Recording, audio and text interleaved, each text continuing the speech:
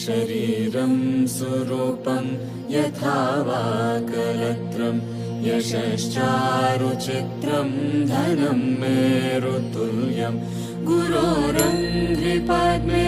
मनश्चेन लग्नं ततः किं ततः किं ततः किं ततः किं कलत्रं धनं पुत्रपौत्रादि सर्वं गृहं बान्धव सर्वमेतद्विजातं गुरोरङ्घ्रिपद्मे मनश्चेन लग्नं ततः किं ततः किं ततः किं ततः किं षडङ्गादिवेदो मुखे शास्त्रविद्या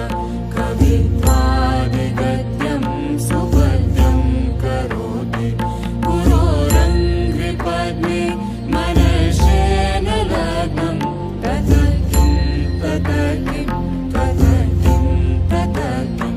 विदेशेषु मान्यः स्वदेशेषु धन्यः सदाचारवृत्तिः